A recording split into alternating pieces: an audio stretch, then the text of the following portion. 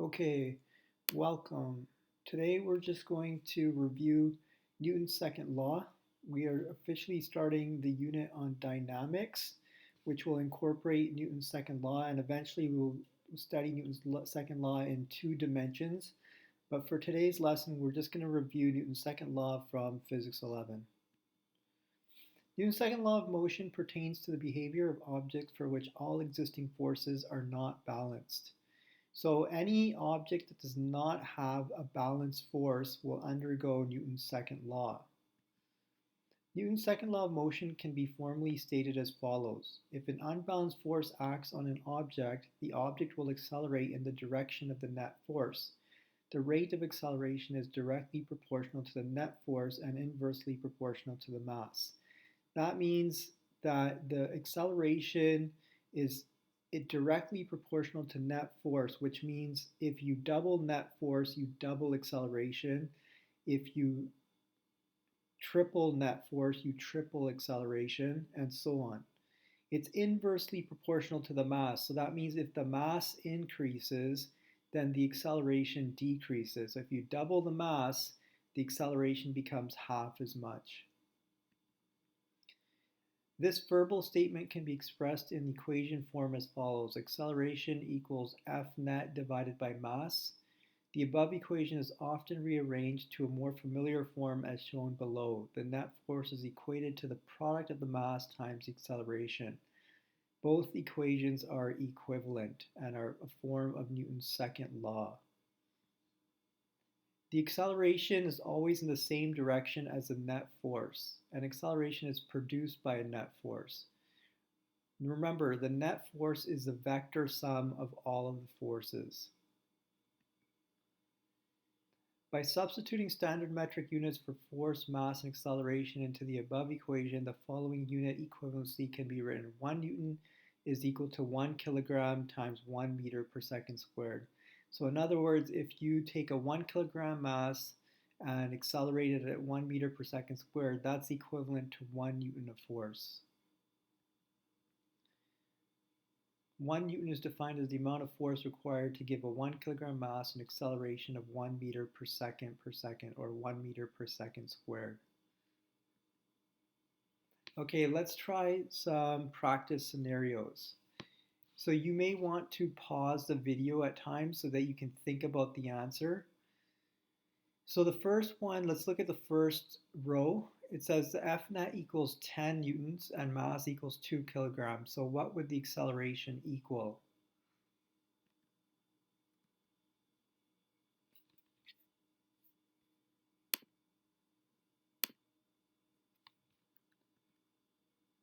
So it would equal 5 meters per second squared.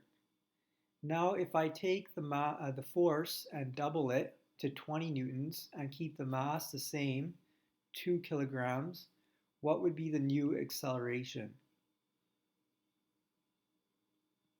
In this case, it would be 10 meters per second squared, so the acceleration doubles. If you double the force and keep the mass the same, acceleration doubles.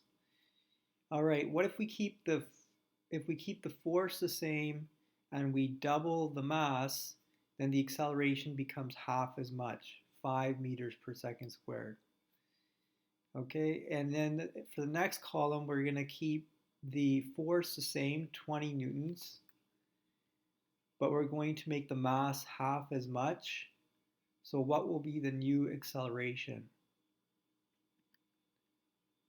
It will be 10 meters per second squared. So the mass becomes half as much, the acceleration doubles.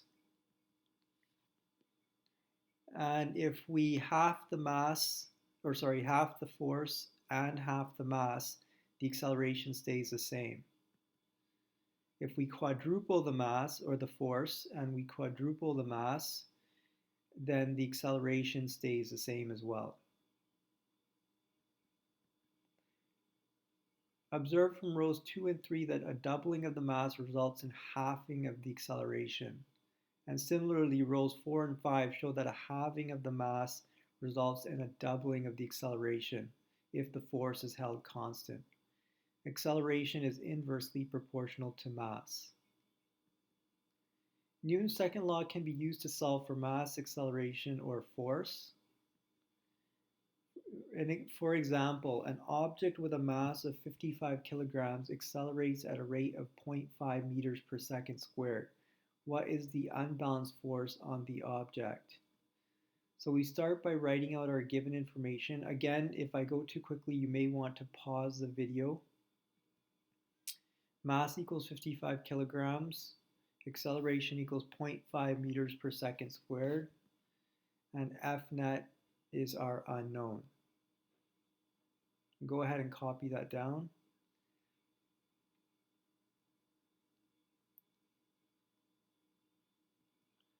So we use our equation for Newton's second law, F net equals ma, and we simply solve for our net force. Remember, that's the net force, that's not an applied force, that is the total force, unbalanced force of 27.5 newtons.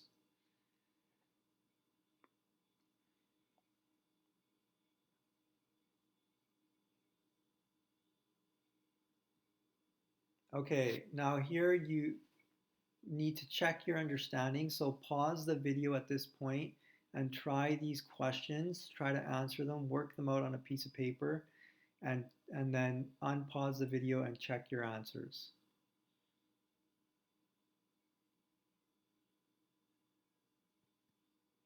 Okay, so for the first one, the acceleration of 4 meters per second squared experiences an acceleration of 2 meters per second squared, yes. And for number 2, the mass is 3 kilograms.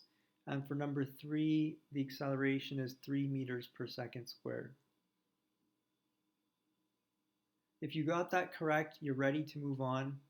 Otherwise, you may want to go back and try to make some corrections.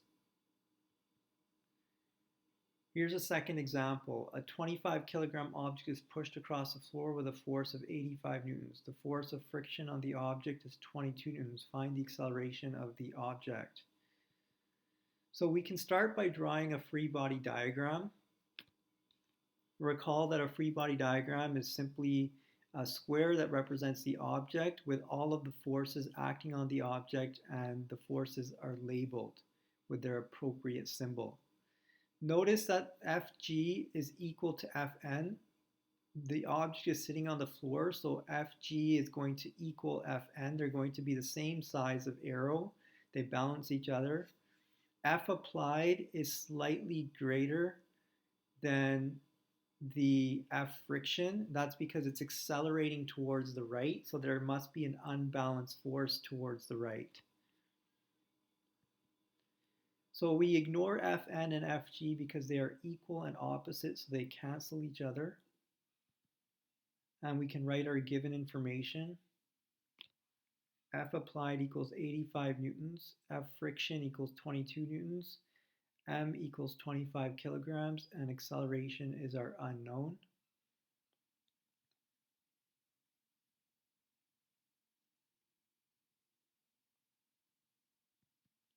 And then we can solve. First step is to solve for F net. F net is equal to the sum of all forces. So it's actually 85 newtons plus negative 22 newtons. So F net is equal to F applied plus F friction. It's always the sum of the forces, but F friction is acting in the negative direction, so it ends up being a subtraction. So it's 85 newtons minus 22 newtons, which equals 63 newtons. And then we can solve for acceleration by using Newton's second law.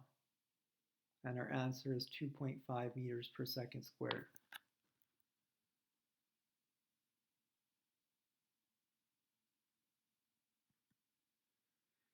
Acceleration always has the same sign direction as the net force. The velocity can be in the same direction or in the opposite direction. Example, an object slowing down. So in this case, the object is moving towards the right, but the net force, only friction is acting on it. So an example of that would be like sliding a book across a table. Once you let it go, there's no more applied force to the right, and only friction acts on the object to the left, slowing it down.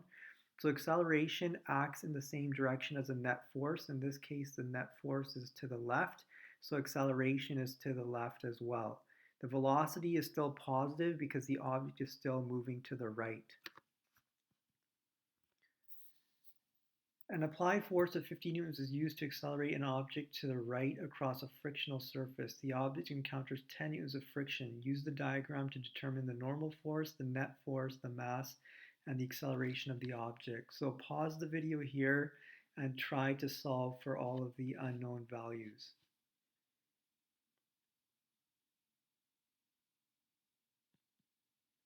And here are the answers. So check your work. If you've gotten it all correct, then you are ready to move on.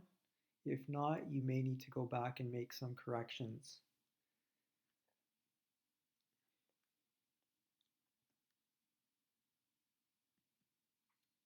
And that concludes this presentation.